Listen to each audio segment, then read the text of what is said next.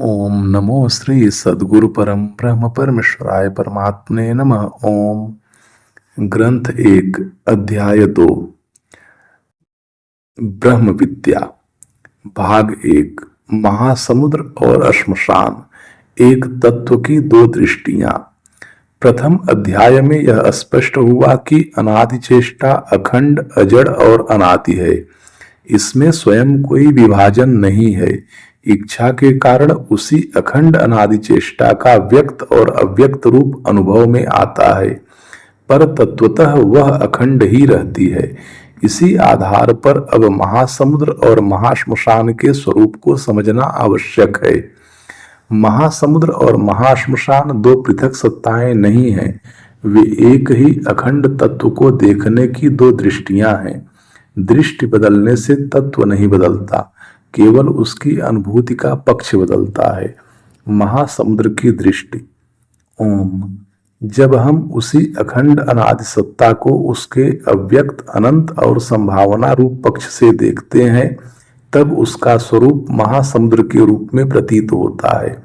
महासमुद्र उस अनंत व्यापकता का बोध है जिसमें असंख्य संभावनाएं एक साथ अव्यक्त रूप में निहित हैं। ओम। वहां किसी एक नाम, किसी एक रूप अथवा किसी एक व्यवहार की सीमा नहीं है। सब कुछ संभावना के रूप में विद्यमान है, पर अभी किसी निश्चित व्यक्त रूप में सीमित नहीं हुआ है। इस दृष्टि से महासमुद्र किसी बाहरी जलराशि का प्रतीक मात्र नहीं है, वह उस अखंड आधार का बोध है जिसमें व्यक्त होने से पूर्व समस्त संभावनाएं स्थित हैं। अर्थात जहां अखंड अनादि चेष्टा उसकी संभावनाओं की व्यापकता में देखी जाती है, वहां इसका महासमुद्र रूप प्रतीत होता है। महाश्मशान की दृष्टि।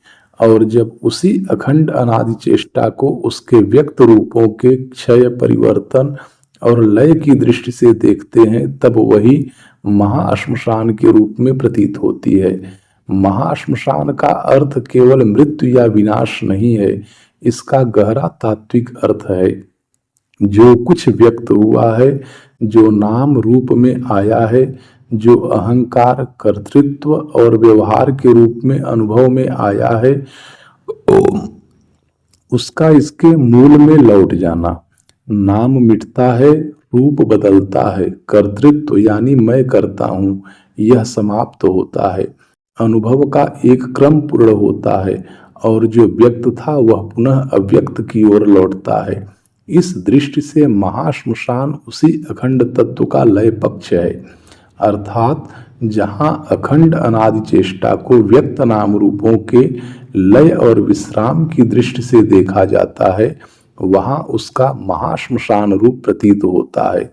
इस प्रकार महासमुद्र और महाश्मशान को दो अलग अलग लोक अथवा दो स्वतंत्र तत्व मानना इस विवेचन की मूल दृष्टि को खंडित करना है। एक ही तत्व एक ही दृष्टि में महासमुद्र है और दूसरी दृष्टि में महाश्मशान। महासमुद्र में संभावना का विस्तार दिखाई देता है, महाश्मशान में व्यक्त रूपों का लय दिखाई देता है।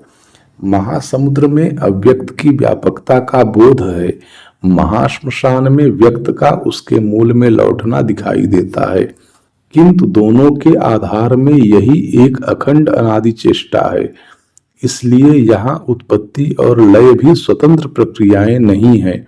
जो व्यक्त होता है वह किसी संभावना से व्यक्त होता है, और जो व्यक्त होकर उसका क्रम पूर्ण करता है वह पुनः अव्यक्त की ओर लौटता है।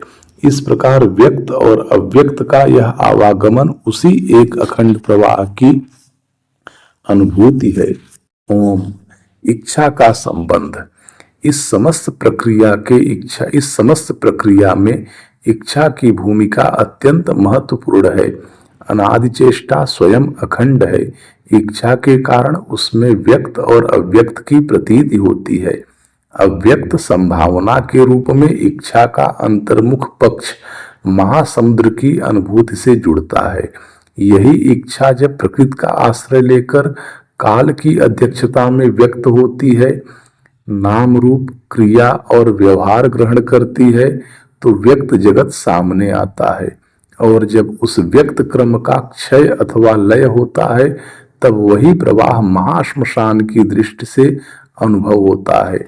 यहाँ यह स्पष्ट हो जाना चाहिए कि यह जीव जिस काल क्रम में प्रवाहित और बद्ध है, यह वह काल नहीं है जिसका इच्छा के साथ संयोग होकर सृष्टि व्यवहार इसके एक निश्चित अनुभव क्रम को इसकी निरंतरता में प्राप्त होता रहता है, बल्कि यह वह काल है जिसकी यह अखंड और अनादि चेष्टा है। यह काल जगत की दृष्टि में सत्य है तथा इसकी चेष्टा की दृष्टि में यह असत्य है और परमार्थतः स्वयं ब्रह्म है। जगत यानी इच्छा की दृष्टि। इस काल के स्वरूप का विस्तृत विवेचन इस वर्तमान विवेचन से पृथक रूप आगे ग्रंथ के अन्य भागों में प्राप्त होगा। जीव के प्रति काल का जो क्रम है यह अवास्तविक और भ्रम मात्र है। स्वयं में यह ही जड़ प्रकृति में उसका कृत्रिम अहंकार है। अब आगे का क्रम अगले भाग में। शिव ओम श्री कृष्ण।